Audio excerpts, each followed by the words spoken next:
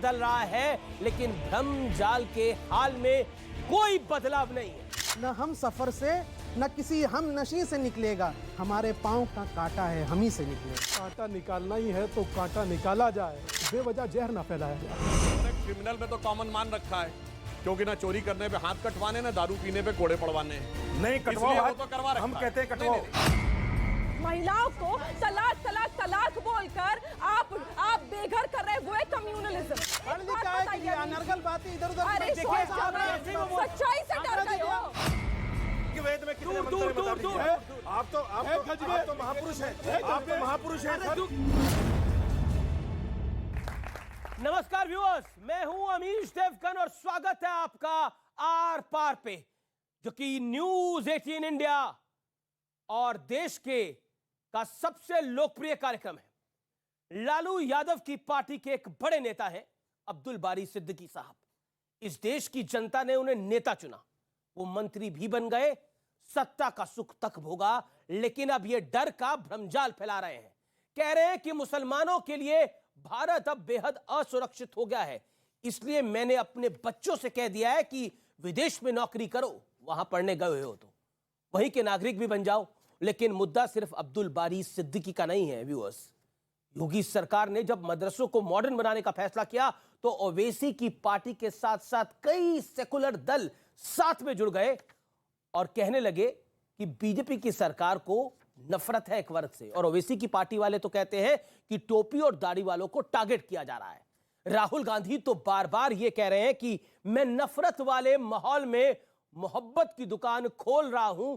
सवाल है, क्या वाकई देश का माहौल खराब है या फिर अपनी दुकान को चलाने के लिए अपने हिसाब अनुसार डर का भ्रमजाल फैलाया जा रहा है?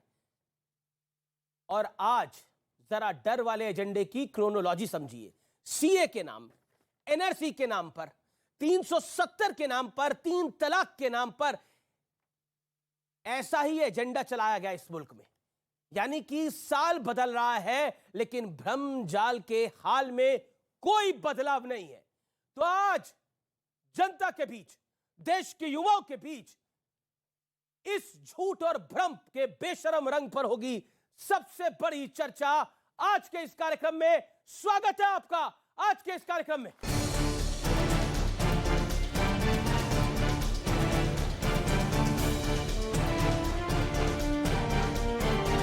जो देश का माहौल है, अब आप कहिएगा भाई आप तो खुद हो या, तो हमने कहा अपने बेटा बेटी को कि नौकरी कर लो उधर ही, अगर सिटीजनशिप भी मिले तो ले लेना।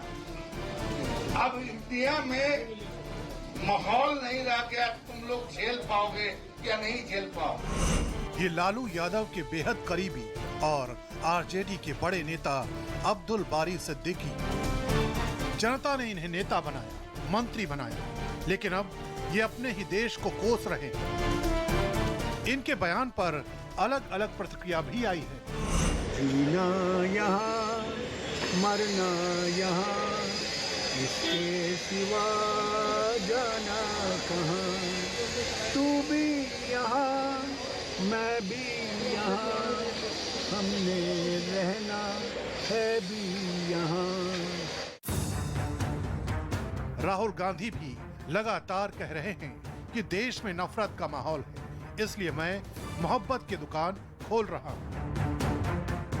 आपकी नफरत के बाजार में हम मोहब्बत की दुकान खोल रहे हैं।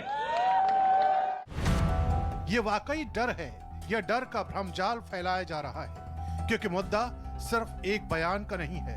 योगी सरकार ने मदरसों के मेकओवर के लिए कुछ बड़े फैसले, जिनमें शुक्रवार की जगह रविवार को छुट्टी, मदरसे में छात्रों के लिए ड्रेस कोड, मौलाना के बजाय ट्रेन टीचर रखने जैसे प्रस्ताव शामिल हैं। लेकिन मदरसों को मॉडर्न बनाने का भी विरोध शुरू हो गया। भारतीय जनता पार्टी केवल दाढ़ी और टोपी को टारगेट कर रही है, और दाढ़ी टोपी को जब तक आप टारगेट करते रहेंगे तब तक भारतीय जनता पार्टी को ये लग रहा है कि देश में वो बने रहेंगे। इस बीच बरेली के सरकारी स्कूल में हुई मेरे अल्लाह वाली प्रार्थना का मुद्दा भी सामने आया।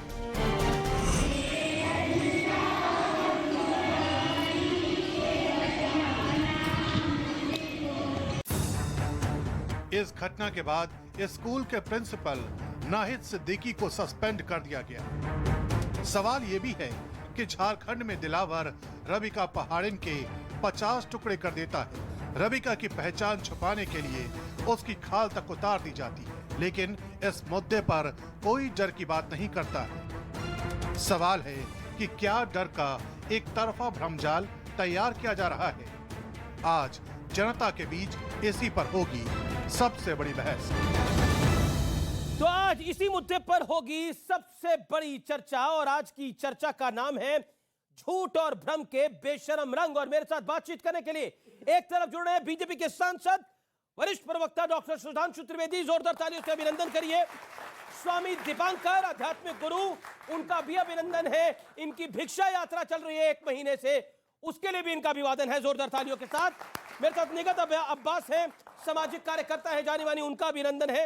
मेरे साथ डॉक्टर शोहेब जमाई है, उनका अभिनंदन है, जाने माने मुस्लिम चिंतक।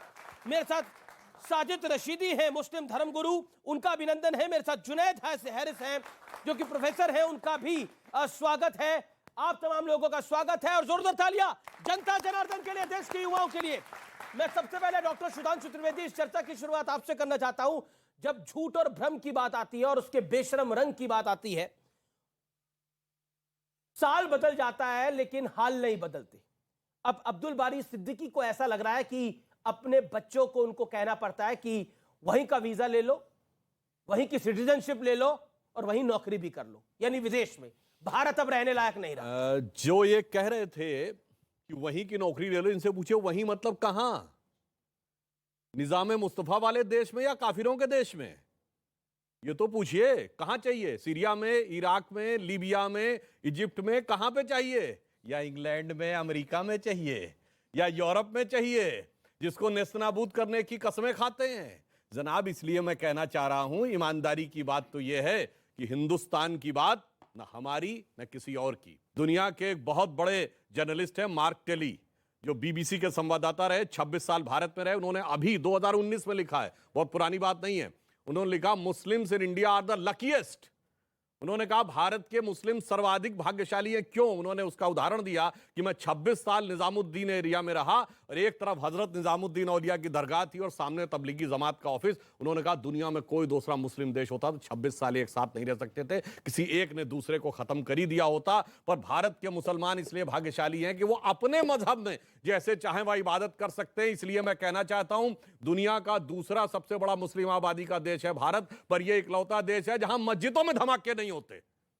अन्यथा ये बताइए, जहां 100% मुस्लिम मेजॉरिटी है वहां पे क्यों हमें काबुल में धमाके? मेरा काउंटर सवाल है, मैं आपको इसलिए मेरा काउंटर सवाल है कि अब्दुल बारी सिद्दीकी जैसे वरिष्ठ नेता को, जो फॉर्मर मंत्री है, इस समय आरजेडी की सरकार है, शासन है बिहार के अंदर, उसको ये वक्तव्य देना पड़ रहा है, मजबूरी क्या हो? मैं क्यों देना पड़ रहा है? देखिए, आजादी के बाद एक बहुत बड़ा षड्यंत्र हुआ कि मुसलमानों के मन में खौफ पैदा करो और उस खौफ के बेस के ऊपर वोट प्राप्त करो। अन्यथा आजादी के समय पढ़ाई लिखाई, डेवलपमेंट में, पॉलिटिकल रिप्रेजेंटेशन में मुस्लिम अन्य जगहों से बहुत आगे थे और 70-75 साल में पीछे होते चले गए, क्योंकि इन सारे तथाकथित सेकुलर दलों का एजेंडा है मुसलमानों में डर पैदा करके उनका वोट प्राप्त करो।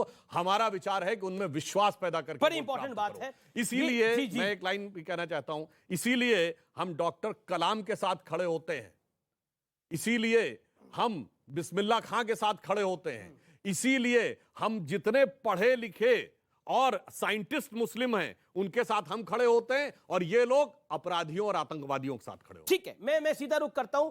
ये विश्वास क्यों नहीं हो पा रहा, या फिर साल बदल जाता है लेकिन डर की दुकान का हाल नहीं बदलता? मेरा सीधा सवाल है, अब तो 1952 के बाद रामपुर में भी भारतीय जनता पार्टी जीती है, वहां मुसलमानों ने वोट दिया ही ना भारतीय जनता पार्टी को, आंकड़े निकल के आए, गुजरात में भी मिला वोट। तो डर की दुकान वालों को समझ क्यों नहीं आ रहा है कि देश बदल रहा है? अब मैं देखिए अपने काबिल दोस्त डॉक्टर सुधांशु जी के भाव का बड़ा सम्मान करता हूं और इन्हीं को समर्पित एक बात देश के युवाओं को, कि अब के जो फैसला होगा वो यहीं पर होगा, अब के जो फैसला होगा वो यहीं पर होगा।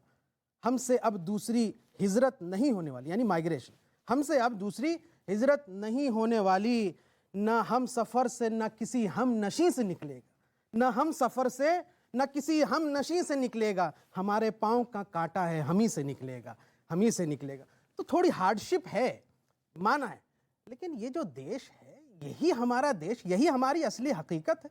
और कौन छोड़ के जा रहा है? एक राजनीतिक बयान को अगर आप धर्म के आईने से देख लेंगे, राष्ट्रीय जनता दल का कोई दूसरा नेता, मान लीजिए कोई पंडित जी अगर देते, कोई ब्राह्मण देता ऐसा बयान, कोई विपक्ष का नेता, तो धर्म नहीं आता। तो एक धर्म को, अब देखिए मुझे स्पेसिफाई करा कि अब ये हम लोगों के लिए रहने लायक नहीं बचा है। हम लोग में विपक्ष भी आ सकता है। बहुत सारे विपक्ष के नेताओं को धमकियां दी गई, उनके बाल बच्चों को, मुझे भी धमकी दी जाती है सोशल मीडिया पे कि ये कर देंगे फैमिली परिवार पे। अब मेरा ये मानना है कि देखिए बयान तो यहाँ से कंगना रनौत ने दी कि भाई 1947 में आज़ाद नहीं हुआ, 2014 में हुआ, यानी 70 सालों से यानी जो लोग थे प्रधानमंत्री वो गुलामी कर रहे थे। यानी अटल बिहारी वाजपेयी भी जो मंत्री जो प्रधानमंत्री थे। अब आप इस तरह का बयानबाजी देते हैं, लेकिन एक चिंता जो मैं दूसरी बात इस पे रख रहा हूं कि चिंता एक है, जिस तरीके से बेरोजगारी दर बढ़ी है, और स्टैनली ग्लोबल की एक रिपोर्ट है, इसको पढ़िएगा। अब्दुल बारी सिद्दीकी को बेरोजगारी का डर सता रहा था और तभी उन्होंने बच्चों को विदेश भेज दिया। मैंने कहा कमाल क्या लॉजिक दे रहे हैं आप भी जनाब। इस दिशा पे एक थोड़ा युवाओं को सोचने का मौका दीजिए। युवा है, मैं 30 सेकंड में अपनी बात खत्म। अरे युवा सोच रहे हैं कि भारत सरकार ने खुद लोकसभा में ये कहा कि पिछले 7 सालों में 8.5 लाख भारतीयों ने भारत की नागरिकता त्याग दी, सिटीजनशिप त्याग दी, और पिछले 3 सालों में यहां से लगभग 5 लाख, सिर्फ 2021 में 1.5 लाख। और स्टैनली ग्लोबल की रिपोर्ट कहती है कि 8,000 करोड़पति अरबपति भारतीयों ने नागरिकता। अब ये अरबपति करोड़पति जो 8,000 है, कौन है? इनका भी देखा जाए कि यहाँ पे कमाए खाए सब कुछ अरबपति बने और देश को छोड़ के चले। तो अगर इस तरह की बात होगी तो देशद्रोही ये होगी। इसलिए इसको आप मत जोड़िए धर्म के लबादे से, इसको एक विपक्ष के आईने की तरह, एक राजनीतिक बयान की तरह। टाइम लिमिट को फॉलो करिए स्वामी जी। बहुत बहुत शुक्रिया। मैं मात्र इतना ही कहूंगा कि कांटा निकालना ही है तो कांटा निकाला जाए। निकलेगा, अब बेवजह सत्ता बदलेगी तो निकलेगा। ये सत्ता बदलेगी तो कांटा निकलेगा। किस कांटे की बात कर रहे हैं आप, स्पेसिफाई कर दीजिए। देखिए एक घुटन तो है कि भाई विपक्ष का जो स्पेस है, जो जनता को, विपक्ष की आड़ में मत असली मुद्दे को छुपाइए। आप जो भी अगर सत्ता के साथ नहीं है, उसके साथ परेशानी है। कुछ नहीं, किंवदंतियां हैं, दादा बोलते रहेंगे बीच बीच में। सरकार सबका अपना अपना टर्म है, बोलिए। पर मैं कहूंगा कि कांटा निकालना ही है तो कांटा निकाला जाए, बेवजह जहर ना फैलाया जाए, जिसकी आदत हर व्यक्ति को तकरीबन मैं देखता हूं। मुझे लगता है ये विचार कि भारत में अब खतरा है, ये विचार भारत के लिए खतरा है। बहुत बढ़िया, आप समझ रहे हैं? भारत में अब आपको खतरा है, ये विचार भारत के लिए खतरा है। और अमीश भाई, क्यों मुझे इस भिक्षा यात्रा को करने की आवश्यकता पड़ी? जो जातियों में खंडित सनातन है। अच्छा, एक रोचक बात अगर आप आज्ञा दे तो मैं कह दूं। 30 सेकंड बोलिए। सुधांशु भाई, इसमें भिक्षा दाल चीनी चावल आटा की नहीं है। इसमें भिक्षा है जो जातियों में बटा सनातन है वो एक हो, और मुझे वो भिक्षा चाहिए। मुझे यह भिक्षा नहीं चाहिए कि आप 70 साल से ठाकुर हैं, गुजर हैं, यादव हैं, बनिया हैं, ब्राह्मण हैं। नहीं, हिंदू मतलब हिंदू, बात खत्म। यह भिक्षा होती है। और मुझे लगता है जब आप एक होते हैं तो आपके एक होने का विचार सामने के लिए खतरा हो जाता है, वरना आप बेवजह एक खतरे के माहौल से जीते हैं। आप सोचिए ना कि उपेक्षित कौन होता रहा। लेकिन अभी तो खतरा अब्दुल बारी सिद्दीकी को लग रहा है ना। उपेक्षित होता कौन रहा अमीश भाई? कभी अपने दिल पर हाथ रखकर सोचिए। ए से लेकर जेड तक अपमानित हो हम, हमारे देवता, हमारे आराध्य, हमारे पूर्वज। और छोड़िए, जो झारखंड में शिखर जी हैं, जो महावीर के अनुयायी हैं, उसे पर्यटक स्थल में डाल दिया। क्या मेरा धर्म स्थल पर्यटक स्थल हो सकता है? और मैं एक बात कहूंगा, मेरी तो आदत है और मुझे लगता है कि मुझे बोलना चाहिए। मैं आपसे एक प्रश्न पूछता हूं और आपको संबोधित करते हुए पूछता हूं। आप सब में अलग अलग नाम होंगे, अलग अलग कास्ट होंगी। क्या आप लोग नहीं चाहते कि एक हिंदू कर रहे हैं? चाहते हैं या नहीं? कम से कम इसमें तो बोलिए, चाहते हैं या नहीं? तो एक भिक्षा, एक, अरे भाई साहब, सनातन होकर रहना क्या? तो मैं बोलूं कि मुसलमान एक साथ हो जाएं, इकट्ठे हो जाएं, क्या ऐसे चलता है? भाई मैं जातियों को आदिवासी समाज, आपको ऑब्जेक्शन क्या है? ऑब्जेक्शन क्या है? ये एक सांप्रदायिक बात है। आप किस बात का इकट्ठा? ये सांप्रदायिक कैसे है शोएब बाबू? किस बात का इकट्ठा? यहाँ देश विभिन्न संप्रदाय, जातियों में विभिन्न विचारधाराओं में बटा है।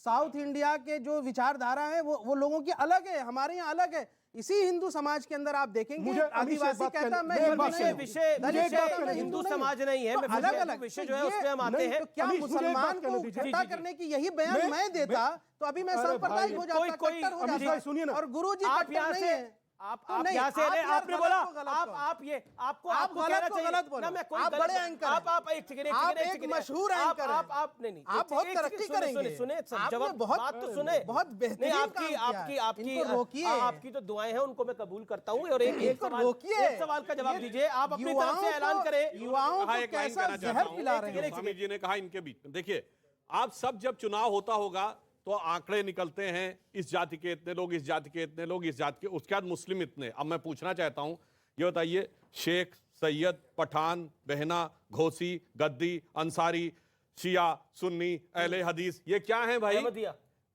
आपके यहां भी तो हैं, और आप इसी बिल्कुल के है। बेस के ऊपर रिजर्वेशन तक मांगते हैं। तो हम और मजे की बात यह है, हिंदू समाज को जातियों में बांट दो तो सामाजिक बात- न्याय है, हम नहीं बात और अगर एक कर दो तो सांप्रदायिकता है। ये मेरा सामने आ सांप्रदायिकता गया, है। जातियों में यहाँ है- बांटो तो सामाजिक न्याय है, और हमारे एक कर यहाँ दो है तो तो किसी को सांप्रदायिकता है। मस्जिद से निकाल मगर दो।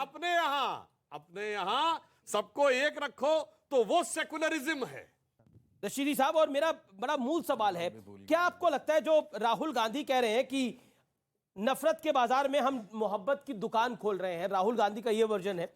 अब्दुल सिद्दीकी कहते हैं कि डर का माहौल है। लेकिन अगर उत्तर प्रदेश में मदरसों की मॉडर्नाइजेशन की भी चर्चा होती है, मॉडर्नाइजेशन की मतलब उसको और डेवलप करने की, बच्चे अच्छी शिक्षा दीक्षा वहां पे प्राप्त करें, उसमें भी धर्म बीच में आ जाता है। उसमें भी कहा जाता है कि ये दाढ़ी और टोपी देख के फैसला लेते हैं। ऐसा क्यों हो रहा है?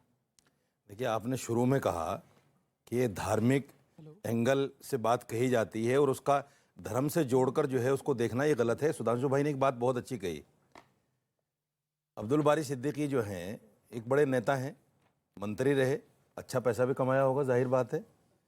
बच्चे इनके बाहर पढ़ रहे हैं। जाहिर है, ये जाहिर है कि मंत्री रहे तो अच्छा वैसा कमाया होगा। इसमें कोई शक ये है? सोच का अंतर होता अच्छा, है इसमें कोई शक है? अब बताइए। हमारे यहाँ तो भाई मैं आपके यहाँ तो दो नहीं कह रहा हूं। प्रधानमंत्री रहे, आप बेचारे कुछ अपनी भी बात नहीं। क्यों कह रहे हैं? इसका मतलब कहीं दाल में हाँ, काला है, राजद में वो बात कहीं थी। दाल में काला मैं है। इनको इस बात के लिए अच्छा, धन्यवाद सुनो, देता हूं, अच्छा, इन्होंने मेरी बात बताया कि राष्ट्रीय जनता दल में यदि कोई मंत्री रहा तो अच्छा खासा पैसा कमाया। मुझे बोलने दो मेरे भाई। टर्न आपकी है। देखिए, मंत्री कोई रहता है जापता तो नहीं बैठ के, वो भगवान को, अल्लाह को याद तो नहीं करता, वो तो अपने माल कमाने में लगता है। सब जानते हैं, दुनिया जानती है इसको। और सफाई कर दी। अरे मतलब मुझे बोलने नहीं दे रहे हो आप? नहीं, मैं आपका सुधांशु भाई, आप समर्थन मुझे कर रहा बोलने नहीं दे अरे रहे हो। आज सच बोलने के मूड में है रशीदी साहब, तालियां बजा दो भाई। आज सच बोल रहे हैं कई बार, और आप बोलने दिया था। आप मुझे सुनना नहीं चाहते सुधांशु आज भाई? इनकी जबान में लियाकत है। नहीं, आप मुझे सुनना नहीं चाह रहे हैं आज। आप क्या तो चेक करें? भाजपा के लिए भी है। देखिए, मैं एक बात कहना चाहता हूं, ये सब सियासी बयान है, इनको अन्यथा नहीं लेना चाहिए। जब आप लोग टीवी वाले इनको लेकर डिबेट करते हैं ना, तो इनमें कहीं ना कहीं हमारे लोगों में, हिंदू मुसलमान सब में एक बात जाती है कि ये नफरत की बात इन्होंने जानबूझकर कही है। मैं ये कहना चाहता हूं, इन्होंने असल में कहना तो ये था कि भाई यूरोप में बच्चे पढ़ रहे हैं, भाई वहीं की सिटीजनशिप ले लो, अच्छी बात है। यूरोप में पढ़ रहे हैं और हर आदमी चाहता जानकारी है, नहीं। सुनिए, हर आदमी चाहता है, सब चाहते हैं कि यूरोप में चले जाएं बच्चे हमारे और तरक्की करें। हर आदमी चाहता है। इन्होंने यहाँ सिर्फ- पर अरे यहाँ पर सुनो आप लोग यार। चाहते हो भाई देश के युवा? अरे यार सुनो, चाहेंगे। और आप एक चीज बताइए, अगर मदरसों में कहा गया मॉडर्नाइजेशन हो तो होना चाहिए। आप ये बताइए कि मुस्लिम्स क्या मिशनरी स्कूल में नहीं जाते हैं? तो फिर हाँ जाते हैं ना, तो फिर ऐसा क्यों? मेरी बात ये पूरी क्यों नहीं बताइए। होने दे रहे हो? जी, आपकी की बात पूरी रमेश, होगी। मेरी बात पूरी क्यों नहीं होने दे रहे अच्छा बोलिए और 1 मिनट बोलिए। हो? नहीं, गलत बात है, मैंने पूरा गलत बात है। देखो, सबको बोलने तो फिर ले लो सवाल। जी जी जी। मैं सिर्फ ये कहना चाहता हूं, उन्होंने एक बात साथ में जोड़ दी कि साहब ये देश रहने काबिल नहीं रहा, और उसी ने उनकी उस सारी बात को ढक लिया। उस पर कोई नहीं जा रहा कि इनके बच्चे कहाँ पढ़ रहे हैं, कितना पैसा लग रहा होगा, उस पर कोई नहीं देख रहा है। बस इस बात पे आ गए कि साहब ये देश में नफरत है। मैं सिर्फ ये कहना चाहता हूं, देश में अगर नफरत भी है, मेरे घर में अगर मेरे भाई के साथ मेरी नहीं बन रही है, नफरत है, मनमुटाव है, झगड़े हो रहे हैं, तो इसका मतलब ये थोड़ा मैं अपना घर छोड़ के चला जाऊं। इसका मतलब ये नहीं बनता। इसका मतलब ये है कि घर में बैठो, भाई के साथ विचार विमर्श करो, उस झगड़े को सुलझाओ। यही मामला देश का है। देश में अगर कहीं मतभेद है तो उसको बैठ के सुलझाया जा सकता है। हिजरत करना, दूसरे मुल्क में जाना, ये कोई अक्लमंदी की बात थोड़ा ही है। जो मुसलमान तकरीबन 85 मरतबा अपने सजदे के लिए अपनी माथे को जो है जमीन पर रखता है, वो मुसलमान कैसे सोच सकता है कि देश छोड़ के चला जाऊं? पॉइंट वो नहीं सोच सकता।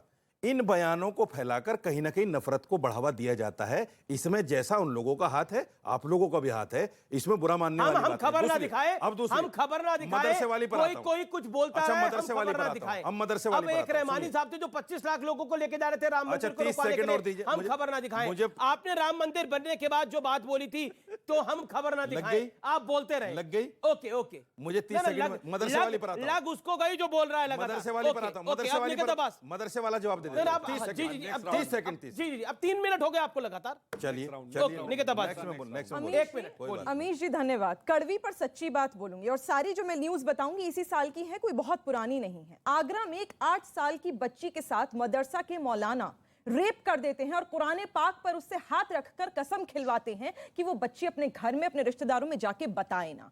12 साल की एक बच्ची के साथ रेप हो जाता है और कोई कुछ नहीं कहता। मदरसे के अंदर एक पिता एक 4 लड़कों का, जो मदरसे में टीचर है, 4 लड़कों का रेप करके जेल में जाता है, बेल पर बाहर है। 16 साल की अपनी बेटी के साथ गैंग रेप करता है लगातार 2 साल तक, कोई कुछ नहीं कहता। भूल जाइए ये सारी बात। मैं तो कह रही हूं जो सिद्दीकी साहब ने कहा ना वो बिल्कुल सही कहा।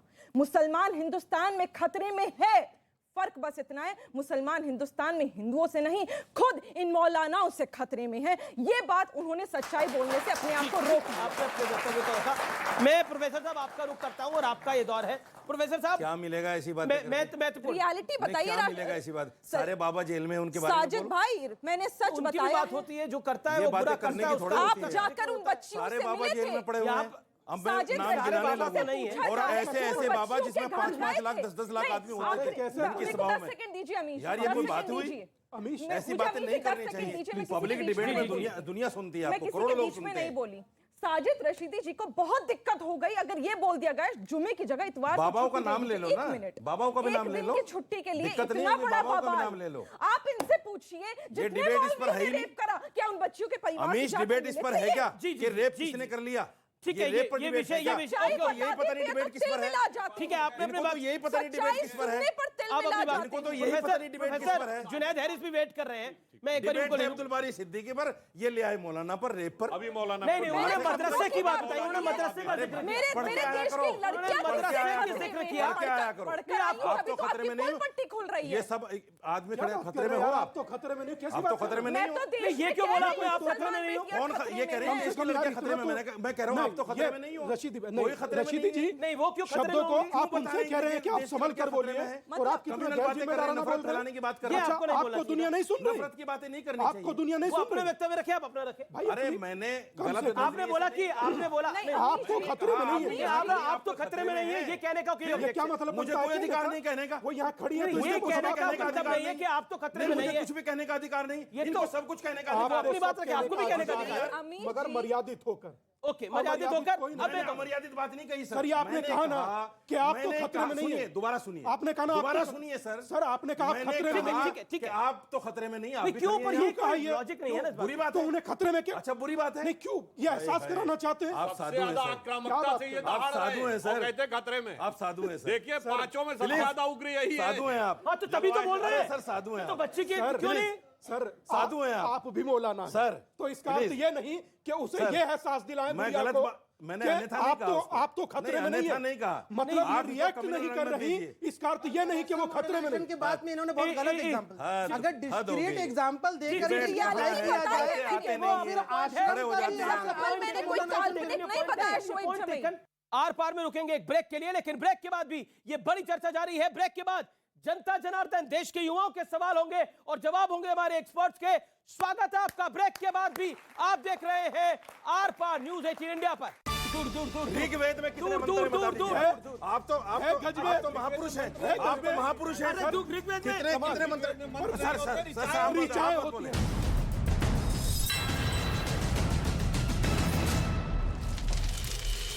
झरने और नदियों का पानी जमा, कड़ाके की ठंड से लोग परेशान। वक्त से पहले संसद का शीतकालीन सत्र खत्म, अनिश्चितकाल के लिए स्थगित हुई दोनों सदनों की कार्यवाही। लोकसभा अध्यक्ष ने पीएम और विपक्ष के नेताओं का जताया आभार। भारत जोड़ो यात्रा में कोरोना प्रोटोकॉल पर राहुल के तंज पर बीजेपी का पलटवार। केंद्रीय मंत्री अनुराग ठाकुर बोले, क्या कोरोना प्रोटोकॉल से ऊपर है परिवार की जिद। रूस के राष्ट्रपति पुतिन ने दिए युद्ध खत्म करने के संकेत। एक बयान में पुतिन ने कहा कि रूस यूक्रेन में युद्ध का अंत चाहता है, लेकिन इसमें एक राजनयिक समाधान शामिल होगा।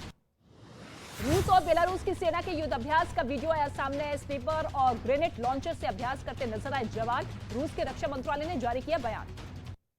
पाकिस्तान के इस्लामाबाद में जोरदार धमाका हुआ। 2 आत्मघाती हमलावरों ने खुद को उड़ाया। टैक्सी में सवार लोगों को पुलिस ने की थी रोकने की कोशिश। मोरक्को के मोहम्मदिया शहर में प्रोपेन गैस के भंडार केंद्र में अचानक भीषण आग लगी। कुछ ही देर में गैस भंडार केंद्र जलकर राख हो गया। आग लगने की वजह साफ नहीं। दक्षिण अमेरिकी देश मेक्सिको में एक कोयला खदान में जमीन धंसने से 2 मजदूरों की मौत हो चुकी है, जबकि कई लोग जख्मी हुए।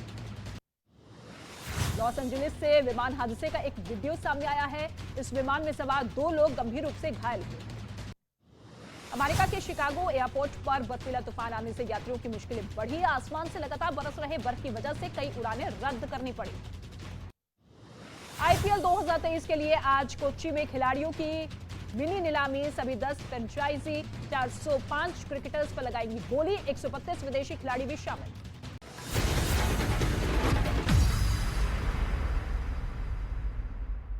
नमस्कार, स्वागत है आप सभी का। आप देख रहे हैं न्यूज 18 इंडिया और मैं हूं आपके साथ रितिका सिंह। आइए आपको दिखाते हैं देश और दुनिया की तमाम बड़ी खबरें धमाकेदार 50 में। भारत बायोटेक की नेजल वैक्सीन को मिली मंजूरी। कोविन ऐप पर मिलेगा विकल्प। न्यू ईयर और क्रिसमस के लिए भी नई गाइडलाइंस जल्द। भारत में कोरोना की प्रिकॉशन डोज की मांग बढ़ी। 18 दिसंबर से पंजीकरण और टीकाकरण में बढ़ोतरी देखी गई। कोरोना से रोकथाम के लिए सरकार का एक्शन मोड जारी। राज्यों के स्वास्थ्य मंत्रियों के साथ केंद्रीय स्वास्थ्य मंत्री की अहम बैठक आज। राज्यों में तैयारियों पर होगी समीक्षा। देश में कोरोना बढ़ने की आशंका पर पीएम मोदी ने दी लोगों को सावधान रहने की नसीहत। उच्च स्तरीय बैठक में टेस्टिंग बढ़ाने और भीड़भाड़ वाले इलाकों में लोगों को मास्क पहनने की सलाह दी। कोरोना की तैयारी पर केंद्रीय मंत्री ज्योतिरादित्य सिंधिया का बयान। कहा 3 कोरोना लहर का हमने मुकाबला किया। फिलहाल अस्पतालों में पर्याप्त मात्रा में उपलब्ध है ऑक्सीजन। कोरोना के मामलों को रोकने के लिए देश भर में एयरपोर्ट पर मुस्तैदी। विदेश से आने वाले यात्रियों की रैंडम सैंपलिंग शुरू। टीकाकरण प्रमाण पत्र को भी शुरू करने की तैयारी। पटना एयरपोर्ट पर भी रैंडम जांच शुरू। इसके लिए मेडिकल की टीम तैनात की गई। सभी लोग अब तक नेगेटिव पाए गए हैं। दिल्ली की गाजीपुर मंडी में पुलिस की पहल। मंडी में दुकानदारों को बांटे गए मास्क। दुकानदारों ने मास्क लगाए। उत्तर प्रदेश के वाराणसी में गंगा आरती में लोगों को जागरूक किया गया। आरती के समय मास्क पहनकर लोगों को कोरोना नियमों के पालन करने का संदेश दिया गया। कोरोना की नए वेरिएंट की दहशत के बीच यूपी के मथुरा में बांके बिहारी मंदिर से आई लापरवाही की तस्वीर। मंदिर में दर्शन के लिए भक्तों की भारी भीड़। प्रशासन और स्वास्थ्य विभाग की टीम भीड़ से निपटने के लिए तैयार। कोरोना की दहशत के बीच क्रिसमस की तैयारियां तेज। पश्चिम बंगाल के सिलीगुड़ी में चर्च में कोविड गाइडलाइंस के तहत तैयारी। चीन में लोगों पर टूट रहा है कोरोना का कहर। दफनाने के लिए शवों की लगी कतार। कब्रिस्तान में कम पड़ी जमीन। चीन में कोरोना की तेज रफ्तार के बीच दवाइयों की बढ़ी किल्लत। मेडिकल स्टोर की बाहर दवाइयों के लिए कई किलोमीटर लंबी लाइन लगी। चीन में कोरोना की अब तक की सबसे बुरी लहर। शवगृह में शवों के रखने की जगह नहीं बची। अंतिम संस्कार के लिए इंतजार कर रहे हैं परिजन। चीन के अस्पताल से डरावनी तस्वीरें सामने आई हैं। अस्पताल के स्टोर रूम और गैलरी में शवों का अंबार लगा। चीन के शंघाई में कोरोना से पॉजिटिव पाए जाने पर 10 दिनों तक लोगों को क्वारंटीन किया जा रहा है। क्वारंटीन सेंटर पर परेशान एक महिला ने आत्महत्या की धमकी दी। चीन से अमानवीय तस्वीर सामने आई है। कोरोना से संक्रमित बच्चा अकेले एम्बुलेंस तक जाने को हुआ मजबूर। सख्त लॉकडाउन में ढील के बाद चीन में corona out of control. Shanghai में जल्द 1.25 करोड़ लोग हो सकते हैं संक्रमित। एक्सपर्ट्स के मुताबिक चीन में कोरोना की लहर से 10 लाख से ज्यादा लोगों की मौत हो सकती है। WHO की वीकली रिपोर्ट में चौंकाने वाला खुलासा। लैटिन अमेरिकी देशों में चीन के मुकाबले डबल रफ्तार से फैल रहा है कोरोना। पिछले 7 दिनों में दुनिया भर में कोरोना के नए मामलों में 3% की बढ़ोतरी। जम्मू कश्मीर में टेरर फंडिंग मामले में एनआईए की बड़ी कार्रवाई। जम्मू में एक और श्रीनगर में करीब 16 संदिग्धों के ठिकाने पर छापेमार कार्रवाई की गई। संदिग्धों पर आतंकी संगठनों से जुड़े होने का शक। पंजाब के अमृतसर में बीएसएफ ने लगातार तीसरे दिन पाकिस्तान के ड्रोन को मार गिराया। बुधवार और गुरुवार को नशीले पदार्थ बरामद हुए हैं। उदयपुर के कन्हैया हत्याकांड की साजिश में पाकिस्तान के आतंकी संगठन भी शामिल थे। कोर्ट में दायर एनआईए की चार्जशीट में 2 पाकिस्तानियों समेत 11 लोगों के नाम। जम्मू कश्मीर में सुरक्षा बलों को मिली बड़ी कामयाबी। कुपवाड़ा में हिजबुल मुजाहिदीन के 5 आतंकवादी गिरफ्तार। आतंकियों से भारी मात्रा में हथियार बरामद किए गए। जम्मू कश्मीर के अनंतनाग में एक सिरफिरे का कहर। बीती रात कुल्हाड़ी से कई लोगों पर हमला किया गया। 3 लोगों की मौत हुई, 7 लोग जख्मी। मूसेवाला हत्या केस में गैंगस्टर लॉरेंस बिश्नोई ने अपने वॉइस सैंपल देने से इनकार किया है। सूत्रों के हवाले से खबर है कि लॉरेंस को भटिंडा से दिल्ली लाया गया था। उत्तर प्रदेश के मेरठ में पैसों के लेन देन में एक महिला के साथ मारपीट हुई। कुछ लोगों पर महिला के घर में घुसकर मारपीट करने का आरोप। घटना का वीडियो सोशल मीडिया पर वायरल। यूपी के झांसी में पुलिस की मौजूदगी में राजस्व विभाग की टीम पर हमला। कर्मचारियों की डंडे से पिटाई की गई। पुलिस ने मुकदमा दर्ज कर शुरू की तलाश। मध्य प्रदेश के बड़वानी में पुलिस ने अवैध हथियारों के साथ एक लड़के को गिरफ्तार किया। पुलिस के मुताबिक अवैध हथियारों की सप्लाई देने जा रहा था आरोपी।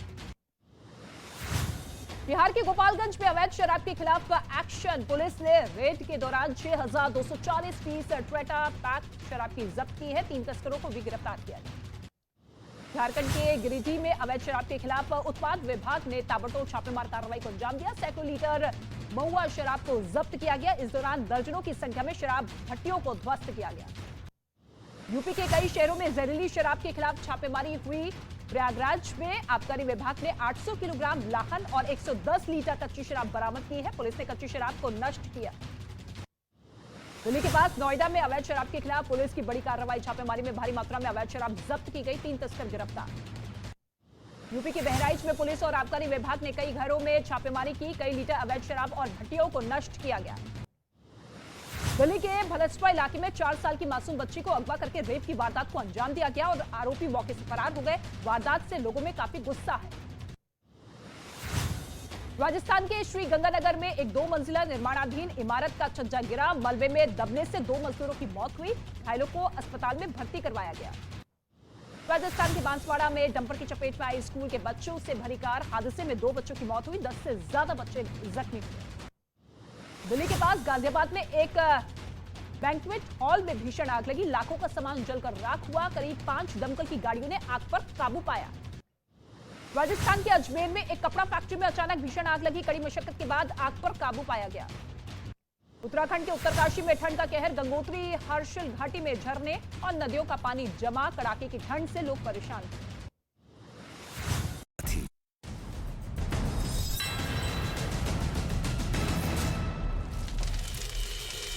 वेलकम बैक व्यूअर्स, आप देख रहे हैं आर पार न्यूज 18 इंडिया पर। और न्यूज 18 इंडिया के आर पार में इस दौर में पब्लिक के होंगे जोरदार सवाल। जुनैद हैरिस, मेरा सवाल यह है कि देश के माहौल में खराबी क्या है? क्योंकि राहुल गांधी एक बात बोल रहे हैं कि इस नफरत के माहौल में मैं मोहब्बत बांट रहा हूं। अब्दुल बारी सिद्दीकी को अपने बेटे बेटी को कहना पड़ रहा है कि आप विदेश चले जाइए।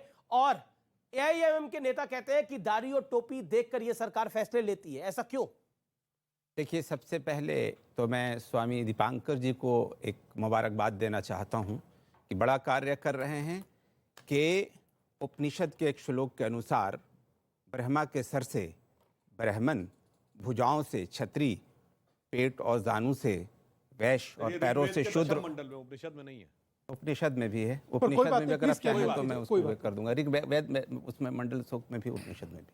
जी, तो ये एक परंपरा चली आ रही थी कि इसकी आधार पर इस तरह से डिवीज़न था इंसानों का कि हम देखते थे कि उसके ज़रिया एक इंसान को बहुत बड़ा मर्तबा मिल जाता था और एक इंसान बहुत ही निचले तबके पे चला जाता था। खुद मैं एक आश्रम यहाँ पे मैं अक्सर में जाता ही रहता हूँ, तो मैंने देखा कि वहाँ पर पढ़ने वाले बच्चे कौन हैं। मैं मथुरा ही की बात करूँ, श्री कृष्ण आश्रम की बात कर रहा हूँ।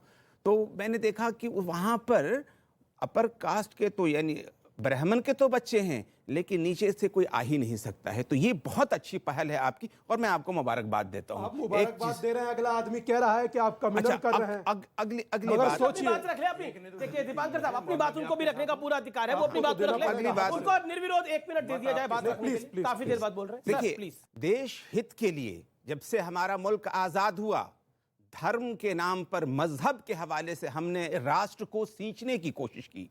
मौलाना आजाद मुसलमान थे ना, जहां वक्त हो जाता था वहीं पर नमाज पढ़ते थे और फिर देश की कुर्बानी के लिए हमेशा तैयार रहते थे। ऐसे ही बड़े लोग हैं। अभी सुधांशु जी ने एक नाम लिया, उस्ताद बिस्मिल्लाह खां का नाम लिया था। इनका इंटरव्यू मैं याद दिला रहा हूं आपको कि उन्होंने कहा था कि नमाज का जहां वक्त स्टेशन पर वक्त हो जाता है हम नमाज पढ़ लेते हैं। क्या अजीब बात है कि हम कौन से दौर में चल रहे हैं कि अभी हमारे पास वो वीडियो मौजूद है कि गोरखपुर में एक आदमी स्टेशन पर एकांत में नमाज पढ़ लेता है तो पुलिस उसको तलाश कर रही है कि इसने कैसे नमाज पढ़ लिया।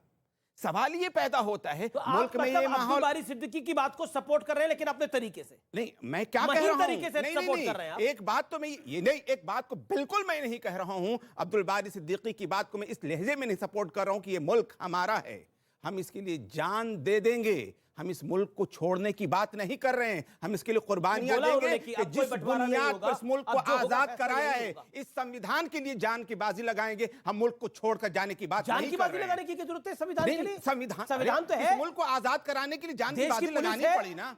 बीजेपी प्रवक्ता ने कहा कि विश्वास बनाकर हम वोट लेना चाहते हैं। सो 2 बार आपकी सरकार आ गई, तो कब विश्वास आप पैदा करेंगे, कब तक हो जाएगा विश्वास पैदा? और आप सर, मेरा सवाल आपसे कि 303 सीटें जीतकर दूसरी बार मोदी जी प्रधानमंत्री बने, तो आप कब तक जाके विश्वास कर पाएगा अल्पसंख्यक समुदाय? जी जवाब। देखिए, एक बात तो बिल्कुल क्लियर है कि हम अपने प्रधानमंत्री के मुखालिफ नहीं हैं। हमने कहा कि संविधान के हित में, देश के हित में जो कुछ भी होगा, हम कभी भी ये नहीं कहते हैं कि बीजेपी के खिलाफ इसलिए वोट दिया जाए कि इसलिए वोट दिया जाए कि उससे डर है। हम ये कहते हैं कि संविधान के फेवर में जो है उसको आगे बढ़ाया जाए। हम इस वक्त संविधान के हवाले से बात कर रहे थे कि क्या इस संविधान की धज्जियां कैसे उड़ाई जा रही है। अगर आप उसका एक एग्जांपल भी बता पाए Junaid Harris, professor Junaid Harris, सवाल ये है संविधान की धज्जियां कैसे उड़ रही है उसका एक एग्जांपल बता दीजिए। मैंने बताया कि बताइए, क्या जहां पर समय हो जाए हर जगह पर मुसलमान खड़े होकर नमाज नहीं पढ़ सकता है किसी को डिस्टर्ब किए बगैर? सवाल ये है, मैं बिल्कुल इस बात का मुखालिफ नहीं। देखिए, उन्होंने बड़ा वाजिब सवाल किया। क्या नाम आपका पूरा?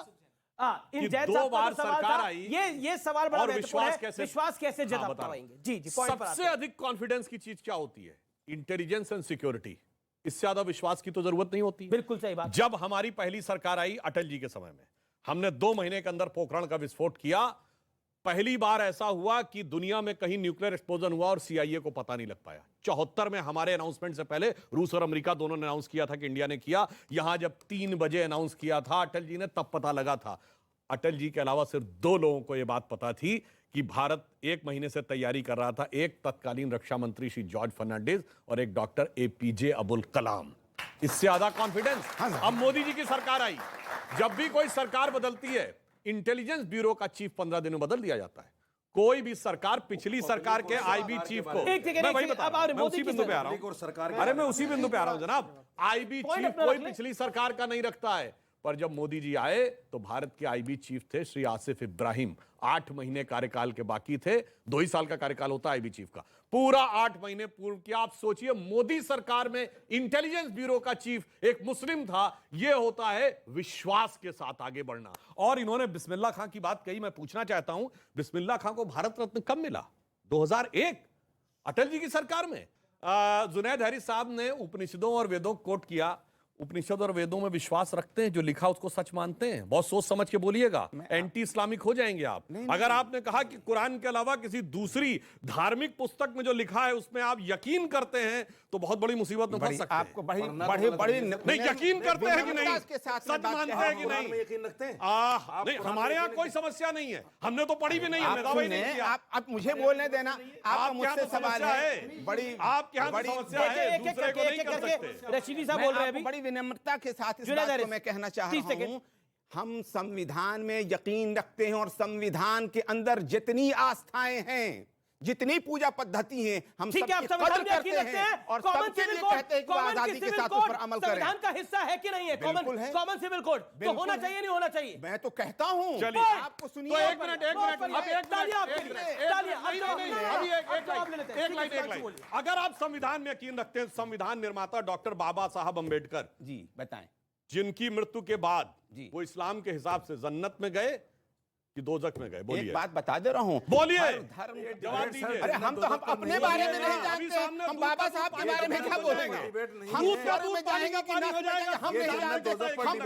बोलिए, आप बोलिए, आप मौलाना सर, ये डिबेट नहीं है। डिबेट नहीं है सर। भागने लगे, भागने लगे। यकीन हो गया कितना संविधान मेरा यकीन।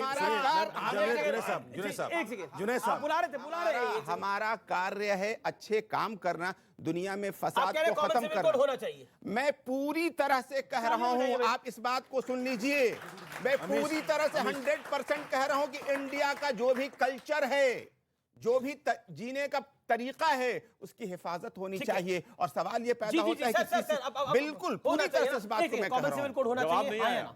जब ड्राफ्ट आएगा तो उस पर चर्चा करेंगे। आया ना, अभी बताइए ड्राफ्ट आएगा। अभी तो सरकार का ड्राफ्ट ही नहीं आया। नहीं तो आपकी क्या राय है? तो हमारा उत्तराखंड में हो रहा है, कई राज्यों में हो रहा है, हमारा कोई विरोध ही नहीं है। क्या है आपका कोई विरोध नहीं है? कॉमन सिविल कोड पे आपका भी कोई विरोध नहीं है? मेरी राय से सरकार चलेगी? नहीं, राय तो अरे अभी तो आप हर विषय पर राय देते हैं। नहीं बताओ चलेगी कि जवाब नहीं है तो इधर उधर की बात बताओ कर रहे हैं। अगर मेरी राय से सरकार चले तो मैं देता हूं, बताओ। अच्छा, एक देश बोलो, एक संविधान आप पे बोलो, आप believe चलोगे मेरी राय से? आप भी नहीं चलोगे मेरी राय से? सुनिए बात, बिला क्या वजह कह रहे हैं आप? आगे आइए। ये पूछ रहे हैं कि हमारी राय से सरकार चलेगी, तो सरकार की राय से आप चल रहे हैं क्या? बहुत बढ़िया। वो कह रहे हैं सरकार की राय से चल रहे हैं। वो सरकार तो सीए भी लेकर आई है। आप तो उसके बारे में भ्रम फैला रहे थे, झूठ बोल रहे थे कि हमारी नागरिकता चली जाएगी। आपकी नागरिकता तो वही की वही है। सुनिए है ना, भारतीय नागरिक है ना आप? अभी जज्बात में बताइए। जज्बात में नहीं, हम तो फैक्ट में है सर। सुनिए, जज्बात में तो आप आ रहे हैं। सुनिए, हम सरकार की राय पर ही हैं। अगर सरकार की राय पर ना होते जेल में होते। बिल्कुल ऐसा नहीं है, बिल्कुल ऐसा नहीं है। हम सरकार की राय पर ही हैं। हम जेल में होते अगर सरकार की राय पर नहीं होते। बहुत लोग जेल में पड़े हैं। आजम खान का देखो क्या हाल हुआ, वो सरकार की राय पर अरे नहीं था। आजम खान से आपको बड़ा ये बड़ा सरकार, प्यार है। वो आजम सरकार खान की से। राय पर नहीं था। वो आजम सरकार की खान राय पर नहीं थे। भ्रष्टाचारी है। वो सरकार आजम की खान राय ने पर नहीं था जमीनें भाई कब्जा साहब। कर रखी है। ये लो, आजम खान आपको का बीच में जब बोलने की बड़ी वो है। क्या करे? आप कह रहे हो आजम खान को आप कंपेयर करो आम नागरिक से। कोई ना कोई आजम बात खान ऐसी का निकालोगे। यहाँ बैठे हुए किसी से कोई अच्छा, मुकाबला नहीं है अगर भाई। आजम खान से मुझे मोहब्बत है तो मैं संविधान पे यकीन नहीं रखता। नहीं रखिए मोहब्बत। बताओ मोहब्बत मुझे, रखने वाले तो बुरान वानी संविधान से में भी फिर मेरा मोहब्बत कर यकीन रहे नहीं हैं। है। मैं सरकार पर मोहब्बत यकीन नहीं रखने है। वाले तो बुरान वानी से भी मोहब्बत करते हैं। क्या करेगा? हम क्या करेंगे इसके? पकड़ेगी सरकार उनको। ये खड़ी तो है सरकार। अगर बुरहान वानी से मोहब्बत रखेंगे या दहशतगर्दों से मोहब्बत रखेंगे, पकड़ेगी सरकार। उसमें आप क्या करेंगे, मैं क्या करूंगा? जो देश के खिलाफ जाएगा, देश के खिलाफ बोलेगा, पकड़ेगी उसको सरकार। सर, कॉमन सिविल कोड पर मैं बात करना चाहता हूं। देखिए, कॉमन सिविल कोड पर चर्चा उस वक्त अच्छी लगती है जब ड्राफ्ट आ जाए। पहले सुधांशु त्रिवेदी जी से कहिए कि ड्राफ्ट लेके आए, पार्लियामेंट में रखें, उस पर चर्चा होगी। पहले से पहले देखिए, आधा कोड तो लागू है। इन्होंने क्रिमिनल में तो कॉमन मान रखा है, क्योंकि ना चोरी करने पे हाथ कटवाने, ना दारू पीने पे कोड़े पड़वाने हैं। नहीं कटवाओ, वो तो करवा रखा हम कहते हैं कटवाओ।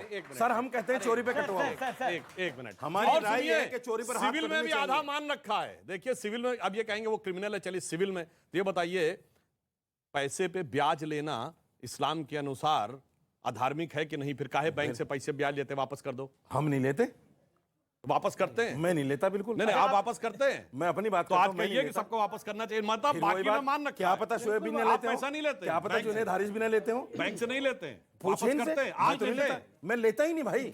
नहीं लेता नहीं क्या? वो तो अपने आप कट के आता आपके अकाउंट में। कमाल की बात। अरे भाई, वो लेना थोड़ी पड़ता है, तो वापस करते हैं। चिट भी मेरी, पटरी मेरी और सिक्का मेरे बाप का। अरे भाई, सिक्का मेरे बाप का। बैंक से क्रेडिट होता है। कोई बात बैंक में अकाउंट नहीं आपका? मेरा अकाउंट है। देखिए, इसीलिए मैं बाकायदा, देखिए, मेरी जीएसटी नंबर भी है मेरे पास। मैं टैक्स भी देता हूँ भाई साहब। एक मिनट, मैं टैक्स भी देता हूँ। मुसलमान का अर्थ होता मुसल ईमान, जो ईमान का पूरा हो। मगर पहले तो पूरा नहीं, आधा ईमान चाहिए। यानी क्रिमिनल में नहीं चाहिए, सिविल में चाहिए, और सिविल में भी पूरा नहीं चाहिए, इतना सा चाहिए, इतना सा। इसीलिए, और लास्ट में एक लाइटर नोट पे एक बात कह दूं। जी सुनिए, एक बहुत बड़े आपने अच्छा, ईमान का सरकार से क्या लेना देना ये बताओ। अरे भाई, आप ही तो कहते हैं धर्म का सरकार से कोई लेना देना नहीं। एक सर, धर्म अलग, ये मुस्लिम पर्सनल लॉ क्या है भाई? ये मुस्लिम पर्सनल लॉ क्या है भाई? ये सरकार में धर्म है कि नहीं भाई? ये वक्फ बोर्ड क्या है भाई?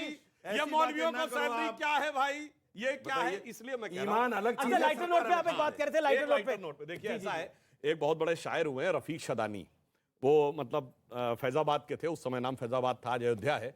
उन्होंने इस पे बड़ी मजेदार बात कही है कि भाई, यहां से जो लोग जाते हैं हज करने के लिए, चूंकि यहाँ लॉ अलग है, वहां लॉ अलग है, तो उन्होंने एक लाइटर नोट पे एक बात कही, कहीं झुम्मन से कल कहीं बफाती, सोच समझकर हज पर जायो, हिया की लबझप हुआ न चली है, आपन आपन हाथ बचायो।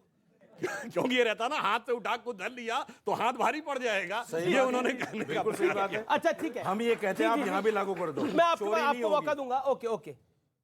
मैं एक बात कहना चाहता हूं अमीश, मैं अभी भी वहीं। ये क्यों हम 2014 से तो ये झूठ और भ्रम का बेशरम रंग शुरू हुआ, जिसके अंदर कहा गया कि ये जो शासन है ये अकलियतों के खिलाफ है, वो अभी तक जारी है। आप पहले तब आमिर खान को लग रहा था, अब अब्दुल बारी सिद्दीकी को लग रहा है। हम ये कह रहे हैं आप हर बात माननी शुरू कर दीजिए, प्लेन भेज करके यहाँ से लखनऊ बुलवाइए और 5 स्टार होटल में टिकवाइए, तो आप एकदम सही हो जाएंगे। और अगर आप नहीं कर पा रहे हैं तो फिर आप कहीं ना कहीं तो खराब हैं। मगर मैं अपनी बात कहूँ, मैं अपनी बात कहना चाहता हूँ, मैं भी वही हूँ जहाँ शोएब भाई ने कही थी। जब यहां से लेकर समूचे अरब में, मेरी रिक्वेस्ट है कि सर मुझे टाइम दीजिएगा, यहां से लेकर समूचे अरब तक मुस्लिम मतलब मुस्लिम, बात खत्म। समूचे यूरोप में क्रिश्चियन मतलब क्रिश्चियन, बात खत्म। तो हिंदुस्तान में हिंदू क्यों नहीं हो सकता? मेरा मानना यह है। पर वो तो कम्युनल बात है। नहीं, वो कम्युनल इनके कहने से नहीं होगी। सुधांशु भाई ने बहुत अच्छी बात कही, मुझे सर बोलने दीजिए। सुधांशु भाई ने बहुत अच्छी बात कही। आप लोग जब आंकड़े दिखाते हैं तो आप कहते हैं कि मुस्लिम बहुल्य, मगर जब आप हिंदू एरिया दिखाते हैं उसमें ठाकुर इतने, जाट इतने, गुजर इतने, यादव इतने, ब्राह्मण इतने। क्यों सर?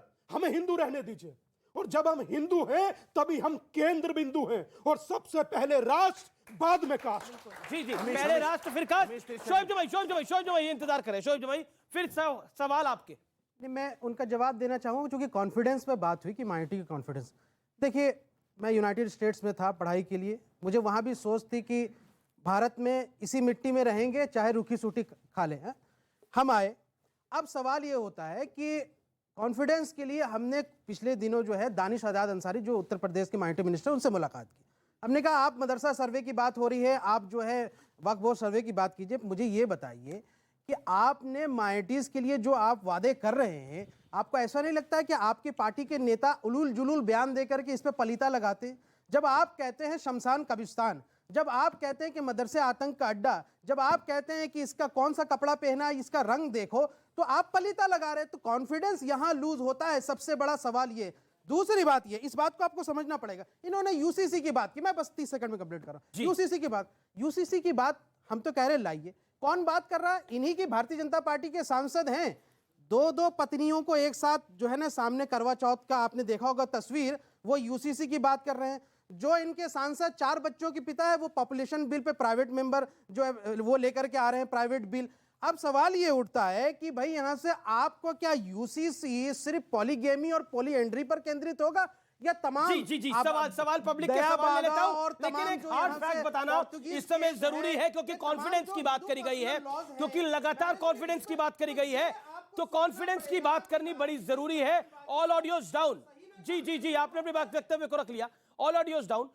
अब बात है सबसे बड़े फैक्ट की, एक हार्ड फैक्ट की, और वो हार्ड फैक्ट ये है कि यूपी के संबल की एक बड़ी खबर मैं आपको बताता हूं, और ये बहुत प्रमाणिक तौर पे मैं बता रहा हूं। मुस्लिम महिला को एक इंसाफ मिला वहां पर, और महिला 3 तलाक, हलाला और रेप से पीड़ित थी। 2018 में, नोट करिए इस बात को, 2018 में पति ने महिला को तलाक दिया, ससुर ने हलाला किया। इस दौरान उसके पति ने भी उसके साथ रेप किया, और वो फिर गर्भ से हुई, और फिर 5 साल बाद, 5 साल उसने कोर्ट में केस लड़ा, और उस कोर्ट के आदेश के बाद पति को गिरफ्तार किया गया। यानी 3 तलाक के कानून जिसका विरोध बहुत किया जा रहा था, उसका इंपैक्ट ये हुआ कि एक महिला को इंसाफ मिला, जो सबसे महत्वपूर्ण है। इसीलिए मैं चाहता हूं कि कॉन्फिडेंस क्या होता है, वो कॉन्फिडेंस पूछिए उस मुस्लिम महिला के से, वो कॉन्फिडेंस पूछ लिए उस मुस्लिम महिला के माँ बाप से, उसके भाई से, उसके बच्चे से। ये कॉन्फिडेंस होता है। और जिस कॉन्फिडेंस को आप डिनाई करते रहे, सीए में किसी की नागरिकता नहीं जा रही थी, झूठ का प्रचार किया गया, झूठ का प्रचार। लगातार बोलने से कुछ नहीं होगा, ऑडियो नहीं जा रहा अभी। लगातार बोलने से कुछ नहीं होगा, झूठ का प्रचार किया गया सीए के अंदर कि नागरिकता जा रही है। आप सब यहाँ खड़े हैं, निगत यहाँ खड़ी है, आप यहाँ खड़े हैं, सब लोग आप खड़े हैं। किसकी नागरिकता गई? कोई हाथ खड़ा करे। हेल्थ वेलफेयर का डाटा है, ठीक है, अपने 27 लाख हिंदू महिलाओं को बिना तलाक के छोड़ दिया गया, अबॉन्डन कर दिया गया। ये सरकार का आंकड़ा है। और मुसलमानों से ज्यादा डाइवोर्स के केस हिंदुओं में तो डाइवोर्स के केस हो, मुसलमानों में भी हो, किसने मना करा? कोर्ट में लड़िए जाकर। फैमिली हेल्थ 3 तलाक व्हाट्सएप पे थोड़ी कुछ दे देगा। में 2.6 मुसलमानों में, और 4% हिंदुओं का आंकड़ा है। अमीर जी ने जानकारी नहीं है, निगत अब्बास मेरा नाम है शोएब जमाई। ये भारत सरकार का आंकड़ा है, नेशनल फैमिली हेल्थ वेलफेयर का आंकड़ा है। हिंदू हलाला तो नहीं करते ना, हिंदू हलाला नहीं करते। कौन नहीं करते? कौन कहता है मुसलमान जब करते? उसको छोड़ दिया ना छोड़ दिया दूसरी शादी नहीं करते, नहीं दूसरी शादी नहीं करते, बिना शादी के महिला के साथ संबंध रखते हैं। नहीं नहीं अमीश जी ये गलत बात है। सवाल बाकी सवाल। अमीश जी ओके, खड़े हो। तो पहले कह रहे हैं कि सड़क पे नमाज नहीं पढ़नी चाहिए, मतलब पब्लिक प्लेस पे नमाज पढ़नी चाहिए। एक सेकंड, सवाल आ रहा है। मतलब ये बोल रहे हैं कि सड़क पे नमाज पढ़नी चाहिए, पब्लिक प्लेस पे नमाज पढ़नी चाहिए। तो मतलब हिंदू भी फिर वो तो 40 और वो सब सड़क पे चढ़ने से फिर लॉ खराब होएगा ना। आपने बोला है ना, आपने बोला है ना। अभी ये बोले कि कब्रिस्तान की बात होती तो इनके फीलिंग देखिए, मैं आपको एक चीज ये बता बताइए, इस्लाम के अनुसार पक्की कब्र होनी चाहिए कि नहीं? नहीं होनी चाहिए, बिल्कुल नहीं होनी चाहिए। तो कब्रिस्तान कहां से होना चाहिए भाई? चारों तरफ आपने वॉल खड़ा कर दिया, एंटी इस्लामिक काम तो आप कर रहे हैं और उसके बाद वॉल होना चाहिए, वॉल होना चाहिए, पक्की कब्र नहीं होनी चाहिए, ये मेरी जानकारी है। वॉल होना चाहिए, कच्ची तो फिर कब्र भी पक्की और कब्रिस्तान की तरफ दीवार भी पक्की। गलत बातें कौन मत करो। बाउंड्री अलग चीज है, खबर अलग चीज है। कब्र पक्की नहीं होनी चाहिए, क्यों पक्की? बाउंड्री पक्की हो सकती है, इस्लाम में उसकी हिफाजत, बाउंड्री डिफाइंड है, कब्रों की हिफाजत के लिए खबरों की ये विषय नहीं है। एक सेकंड, निगत है। मदीना में भी चले जाएंगे, मक्का में भी चले जाएंगे तो बाउंड्री है, डिफाइंड। अच्छा निगत, अब्बास बोलेंगे आप, बोलिए। आ जाने दीजिए ना, मुझसे पूछ लीजिए। जो सनातन धर्म की सच्चाई है कि कोई जाति नहीं है, सारे हिंदू एक है, इस बात को आज अगर दीपांकर भाई ने सभी को बोल दी तो इनको बड़ी तिलमिलाहट हो गई। कम्युनलिज्म नहीं, एक सेकंड ना, कम्युनलिज्म तो ये करते आ रहे अपनी कौम से, कम्युनलिज्म तो ये करते आ रहे हैं। इन्होंने अभी तलाक की बात उठाई कि तमाम हिंदू मर्दों ने तलाक दिया हुआ है। जाके वेद अगर पढ़े होते तो पता होता है हिंदुओं में तो तलाक होता ही नहीं है। आप तो कम्युनलिज्म कर रहे हैं मुसलमानों में, महिलाओं को तलाक तलाक तलाक बोलकर आप बेघर कर रहे हैं, वो है कम्युनलिज्म। जैसे आपने कहा हलाला कर रहे हैं, बेटियों को प्रेग्नेंट कर रहे हैं, वो है कम्युनलिज्म। और छोड़ देते, मदरसे की बात थी ना। अरे चुप हो जाइए शोएब जमाई, निगत अब्बास मेरा नाम है, नाम बदल लिए क्या, नाम बदल पढ़ लिख के आया कीजिए, पढ़ लिख के आया कीजिए, अनर्गल बातें इधर उधर। अरे सच्चाई से डर गए हो, सच्चाई से डर गए हो। वेद पढ़े हो कोई प्रावधान नहीं, धर्म में नहीं है, हिंदू कोडेड बिल में नहीं है, हिंदू धर्म में नहीं है, ये तो क्रिश्चियनिटी और इस्लाम से लिया। हिंदू कोडेड बिल में नहीं है, हिंदू धर्म में नहीं है, हमने माना है। हिंदुओं में तलाक है ही नहीं। एक सेकंड, ये है आपका वो। जी यहाँ पे एक आप अपनी सीट पे जाइए। जी वो कह रही है कि वो एक लेडी को नहीं बोलने दे रहे आप। कई महिलाओं ने बोला, अमीश भाई एक बात बताइए, एक महिला को बोलने दीजिए। यहाँ पर मदरसों लगातार जुनैद भाई मेरी बात के बाद आप बोलिएगा जुनैद भाई, मुझे एक बात बताइए। अरे आपको तो मैंने माइक दिया, आप तो वहीं चली गई। थोड़ी देर में मुझे लगता है वहाँ पे मेंबर ना बन जाए भाई।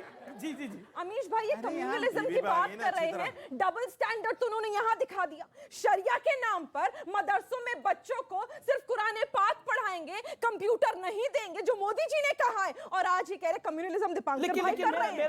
मुझे बताइए, मेरा पॉइंट ये है, ठीक है आप you made your point sir. मैं क्योंकि आखिरी दौर है, थोड़े हमारे जो व्यूअर्स यहाँ पर आए हुए हैं उनके भी सवाल हम ले लेते हैं। आप अपना हाथ खड़ा करिए, सवाल पूछ सकते हैं। इतनी पीछे मैं कैसे आऊंगा, आगे आइए निकलकर, आप पहले पूछिए, आप आइए तब तक। आप विश्वास की बात करें कि मुस्लिम महिलाओं का सरकार ने विश्वास जीता, तो क्या बिल्किस बानो मुस्लिम महिला नहीं है? उनके परिवार से पूछा जाए, क्या उनको इंसाफ मिला? उनका विश्वास कैसे जीतेगी सरकार? जी बिल्किस बानो के ऊपर बोला कि अगर विश्वास की बात है तो बिल्किस बानो को इंसाफ नहीं मिला, कैसे विश्वास जीतेगी सरकार? एक सवाल होता है कि रेपिस्ट को गले लगाया गया, वो 14 साल जेल में रह के बाहर आए। मगर मैं पूछना चाहता हूँ, इमराना के साथ बलात्कार हुआ था, इमराना के साथ उसके ससुर ने बलात्कार किया, और उसके बाद सुनिए बलात्कारी को सजा की बजाय पुरस्कार मिला। ये कहा गया कि अब आज से भाई क्या तरीका, आप हर चीज सब पे बोल रहे हैं। आपकी सरकार उसको संस्कारी कह रही है, बलात्कारी को बलात्कारी कहने की हिम्मत नहीं है। डॉक्टर साहब मैं आपका बड़ा सम्मान करता हूं, पूरा होने पर इस पे आप मत कहिए। अरे आप शोएब जमाई उसका धर्म मत देखिए भाई, बलात्कारी आखिरी 5 मिनट है, बंद कीजिए आप। अरे मैं कह रहा हूं सुनिए, 15 साल मायने नहीं रखता। अरे भाई सुनिए, आपके होम मिनिस्टर ने उसको इजाजत दी उसको छोड़ने की। अरे सजा संस्कारी कहते हैं उसको, माला पहनाते हैं आप चुप रहिए, आप चुप रहिए। अरे आप चुप रहिए भाई, क्या तरीका आप सब चल रहे हैं? हाँ मैं पूछता हूँ, सुनिए, एक महिला के साथ क्या तरीका है भाई? लगातार चिल्लाते जा रहे हैं। मिनिस्टर है, होम मिनिस्टर देश के, आपके होम मिनिस्टर नहीं है क्या? तो बिल्किस बानो को आपके प्रधानमंत्री नहीं है क्या? आपके होम मिनिस्टर, आपके होम मिनिस्टर संस्कारी कहेंगे? सुनिए मैं कहता हूं अमीश ये इसको सपोर्ट मत करिए, करो। बस करिए। मैं ये कहना चाहता हूं कि इमराना के साथ चुप रहिए शोएब भाई, एनफ इज एनफ। आप लगातार बोल रहे हैं, अब मैं कहता हूं इमराना के साथ ये बहुत बलात्कार गलत हुआ, बात। उसके बाद मौलवी फतवा दे देता है कि अब आज से बलात्कार करने वाले अपने ससुर की वो पत्नी और पति की मां हो गई। उस बलात्कारी के लिए क्या किया गया? कोई, और वो मौलवी मौलवी का मौलवी रहा, सभा की सरकार थी, किसी ने चू बोला?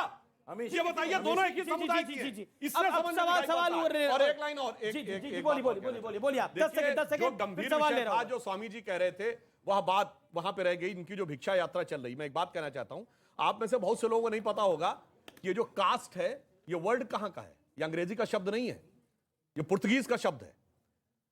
और कास्ट में हिंदू समाज को कब बांटा गया? आज कहते हैं ना 5000 जातियां हैं। मैं चुनौती से पूछता हूं, कोई हिंदू धर्म में बताइए इसमें 5000 जातियां लिखी हूं। आप कह रहे हैं कि हिंदू एक हो जाएंगे तो सारे केंद्र हो जाएंगे, आप कह रहे हैं कि मुस्लिम एक हो जाएंगे तो सब ठीक हो जाएगा। देश की कोई क्यों नहीं बात कर रहा? आप कह रही है कि मुस्लिम जो वुमेन है उनके साथ बलात्कार हो रहा है, आप कह रहे हैं कि हिंदुओं के साथ बलात्कार हो रहा है। सेफ कहाँ है हम? कहाँ जो बिल्कुल मैं जवाब देना चाहता हूं। मैं गुड़िया ने प्रश्न किया, मैं उसका जवाब देता हूं। मैं बिल्कुल ये नहीं कह रहा हूं कि एक होने का अर्थ किसी के विरोध में है। मैं एक होने के अर्थ से ए मिशन टू यूनाइट सनातन ये कहना चाहता हूं। और मेरा भिक्षा मांगना मुझे बोलने दीजिए रशीदी साहब, फिर आप बोलिएगा।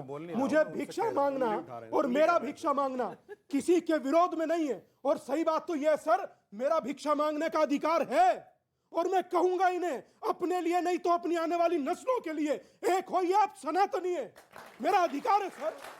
कोई बात होता है क्या कि अगर कोई एक सनातनी बोलेगा तो उसे कम्युनल कह दीजिए, कोई एक हिंदू बोलेगा तो उसको कम्युनल कह करके अंदर डाल दीजिए, मगर सनातन का एक होना, जातियों में ना बंटना। कौन चाहते हैं कि जाति रहे? आप चाहते हैं कि जाति हो? वही गुड़िया से पूछना चाहता हूं, गुड़िया तुम बताओ, तुम चाहती हो कि जाति रहे? नहीं कोई, मैं यही चाह रहा हूं बिटिया कि जाति ना हो, मैं यही चाहता हूं जाति ना हो। जी समझ रही है? मनुवाद के खिलाफ क्या सवाल है? आपको बोलना चाहिए। सर आप कह रहे हैं कि सर एक बात बलात्कारी को कहूं बलात्कारी आपसे, नहीं कह सकते। आप मनुवाद के पहले पन्ने पर बताइए लिखा क्या है, बताइए, हटाइए। हम नहीं जानते। नहीं जानते तो मनुवाद क्या है बोलते? क्या आपको रत्ती नहीं मालूम? सुनिए, नहीं रुकिए, आपको ये बड़ा है, रत्ती नहीं बड़ा है। मालूम। मनुवाद के कितने चैप्टर? पता है देश आपको? के एक बहुत बड़े दलित चिंतक पेरियार ने अरे पेरियार को क्या हाँ, छोड़िए, आप अपना बताइए, मनुवाद के कितने चैप्टर है बताइए? पेरियार ने मनुवाद को जलाया। अंबेडकर ने यहाँ से मनुवाद को जलाया। कुछ नहीं पढ़ा। अंबेडकर ने जलाया। अंबेडकर ने महासंवाद के दौरान अंबेडकर साहब ने मनुवाद को जलाया। अगर आप जातियों को तोड़ना चाहते हैं तो मनुवाद खत्म कीजिए आप। इन लोगों की ये आदत डबल है, स्टैंडर्ड नहीं इन चलेगा। लोगों आखिरी दौर, आखिरी 30 इन सेकंड। लोगों आदत है मनुवाद, मनुस्मृति। मैंने इनसे कहा दावे के साथ, चुनौती के साथ, और आज आपसे भी कह रहा हूं, अगर ये मनुस्मृति के पहले पन्ने पर बता दें क्या लिखा है। पन्ने नहीं पता, नहीं लिखा, मैं भाई साहब डिबेट छोड़कर चला जाऊंगा। और अगर नहीं पता, एक मिनट ऋग्वेद में कितने मंत्र हैं आप बता दीजिए। और अगर आपको नहीं पता, अगर आपको नहीं पता तो ऋग्वेद में कितने मंत्र हैं आप बता दीजिए। ऋग्वेद में कितने मंत्र हैं बता दीजिए। आप तो महापुरुष हैं, आप तो महापुरुष हैं। कितने मंत्र? सर ऋचाएं होती हैं सर। चलिए ऋचाएं बता दीजिए, चलिए ऋचाएं बता दीजिए, कितनी ऋचाएं? जब आप महात्मा हो गए तब बता रहे हैं ऋग्वेद में क्या है। एक बात अनुवाद में कहां से बता देंगे भाई? सर आपको ऋग्वेद का पता नहीं महात्मा होकर है कि बिना वजह बोलते हैं, भ्रम का बेशरम रंग बिना है, वजह बोलते हैं। इसे मनुवाद में क्या लिखा है? मनुवाद में क्या लिखा है? ऋग्वेद का पता नहीं, मनुवाद में क्या लिखा है? लास्ट वर्ड 5 सेकंड यजुर्वेद में बता दीजिए। ऋग्वेद में मंत्र नहीं होते, ऋग्वेद में मंत्र नहीं होते। ये तो आपको कंट्रोल पार्टी है। All audios down, PCR, all audios down. 5 second. Swami ji ने जो सनातन एकता की बात कही, उस एकता में किसी के प्रति कोई विद्वेष का भाव नहीं है। इसीलिए किसी हिंदू धर्म में कोई कन्वर्जन का कॉन्सेप्ट नहीं है। हिंदू धर्म में कहीं पर जजिया या जिम्मी जैसा कोई कॉन्सेप्ट नहीं है। सबके कल्याण की बात है। अमीश अगर अच्छा चलिए अमीश बोलने दीजिए। इसने रशीदी जी ने वेद की ऋचाओं के बारे में कहा, पहले मंत्र पूछ रहे थे, मंत्र नहीं ऋचाएं 16,108 होती है। सुनिए, अब आप बताइए, कि मनुस्मृति के पहले पन्ने पर क्या लिखा है? समझ रहे? अरे सर, तो आप बता दीजिए कौन गलत है कौन सही? जनता जनार्दन तय करेगी। फिलहाल समय इतना ही है, फिलहाल इस कार्यक्रम में इतना ही। लेकिन राजनीति में बेशरम रंग हमने देखा है, लेकिन झूठ और भ्रम में भी हमने बेशरम रंग देखा है। फिलहाल इस खास कार्यक्रम में इतना ही। नमस्कार, जय हिंद, वंदे मातरम।